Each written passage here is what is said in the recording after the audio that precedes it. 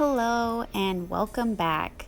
Today we are going to be creating a sculpture and using recycled materials like cereal boxes and other food boxes.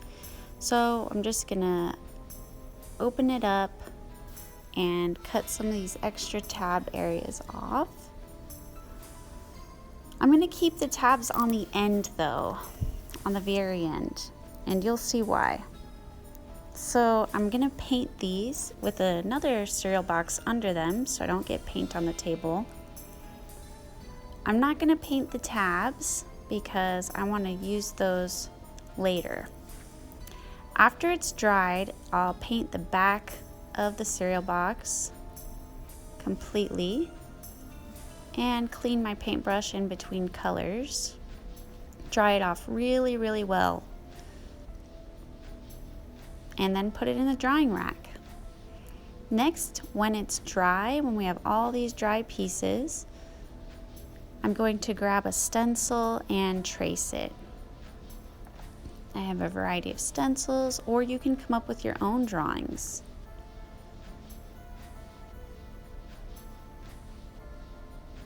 I'm gonna find the edge of this painted area and take my time tracing or coming up with other shapes. I want to use this whole entire space.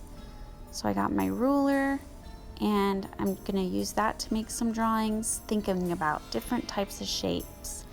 Geometric shapes like triangles and rectangles. I want to use all this painted cereal box so that I can have a variety of colors. And I'm gonna try to fit as many shapes as I can, several shapes on each piece that I use. And coming up with your own shapes too, like organic shapes, shapes from your imagination. Next, I'm gonna cut those out and I'm gonna cut the biggest shapes first. Cut out the biggest shapes and then work your way down to the details. Cut a big shape out. Cut that big shape first. Don't try to cut the details right away. Cut the biggest shape out that you can see, as close to the edge of the details as you can see, and then start cutting those details out. Once the whole shape is cut out, now you can go into the details. It's a little bit easier. The key is to take your time. In this video, I fast forwarded and I cut out a lot of material, but you get the idea. The bottom of the scissors are the best to use.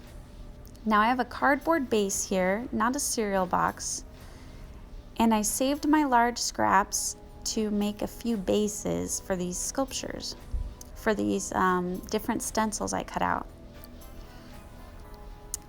First, I'm going to create tabs, and that's how this is gonna stand. Again, I'm using the jaw of my scissors to be more precise, and I'm just cutting out tiny triangles. Now I'm gonna fold these triangles up, and I'm gonna fold these tabs opposite, in an opposite direction. This side up, flip it over, fold the opposite side up.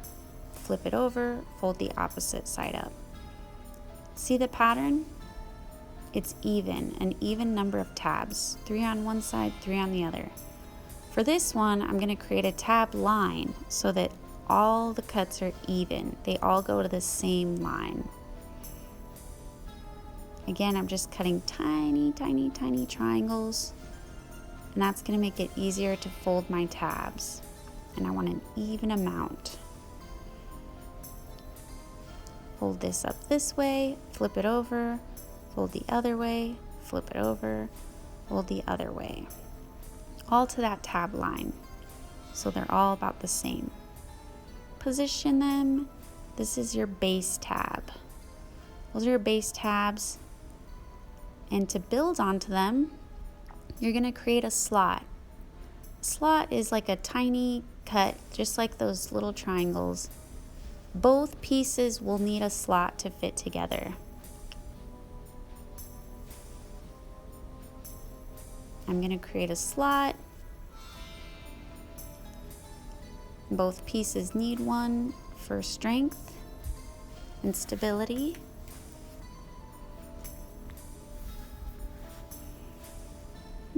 Where should my next piece go?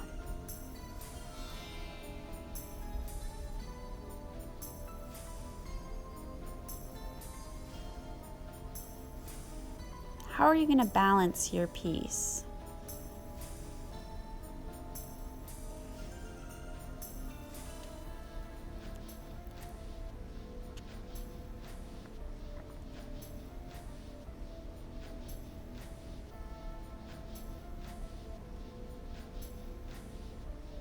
After you have everything, all your stencils put on in the spots that you would like, and you've thought about how they'll balance, then you're going to glue these tabs down onto the cardboard base. Gonna hold this down, make sure they're firmly pressed into the cardboard. Gonna count. It'll probably take longer than 20 seconds to dry, so I'm just gonna be patient and hold it there until I know it's firmly in place.